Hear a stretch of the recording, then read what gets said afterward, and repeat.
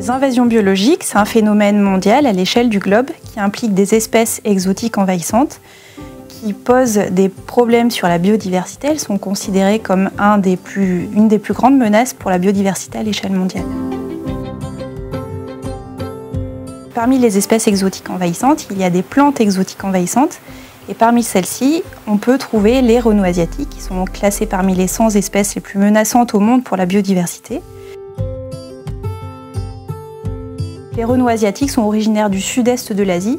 Elles ont été introduites en Europe et en France à la fin du 19e siècle pour des raisons ornementales. Et assez rapidement, elles se sont échappées des jardins d'acclimatation pour venir coloniser des milieux d'abord anthropisés, puis des milieux naturels. Alors, les renous asiatiques, c'est des espèces assez ubiquistes qui sont tolérantes à une large gamme de conditions environnementales. On les retrouve particulièrement le long des linéaires de transport, mais également le long des berges de cours d'eau, où elles trouvent des conditions favorables à la fois pour leur développement et pour leur dispersion, puisqu'elles sont capables de se reproduire par graines, mais surtout grâce à des fragments végétatifs, donc des fragments de tiges ou de rhizomes, qui vont bénéficier du courant des cours d'eau pour se disperser et coloniser de nouveaux milieux.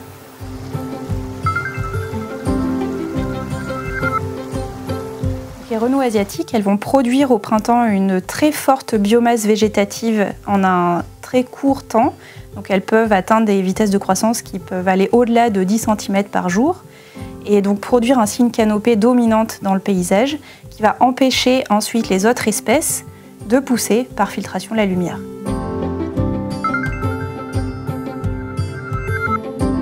Donc au-delà de leurs effets sur la diversité végétale, par compétition et par phytotoxicité, phénomène par lequel la plante va produire des molécules chimiques qui vont avoir un effet délétère sur la croissance et ou la germination des autres plantes de la communauté végétale.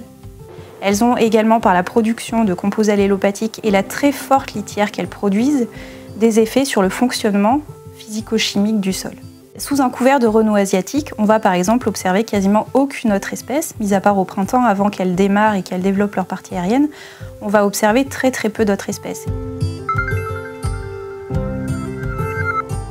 Leur progression le long de nos cours d'eau peut amener à penser, en tout cas à poser la question de l'érosion des berges, en particulier lors des crues hivernales. Mais c'est une question qui reste encore ouverte et sur lesquelles on a besoin d'éléments pour pouvoir quantifier les effets de la présence des renouées le long de nos cours d'eau sur les phénomènes érosifs.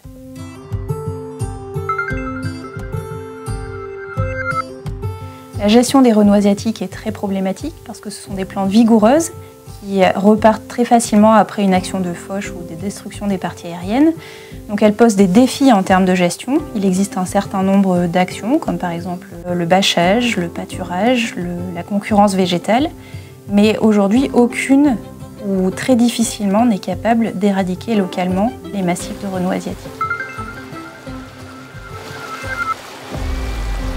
Donc l'objectif, c'est maintenant de prioriser les actions et d'apprendre à vivre avec elles, ce qui impose de pouvoir développer des nouvelles connaissances avec une approche plus neutre sur leurs impacts et essayer de trouver des moyens de gestion et d'acceptation de leur présence.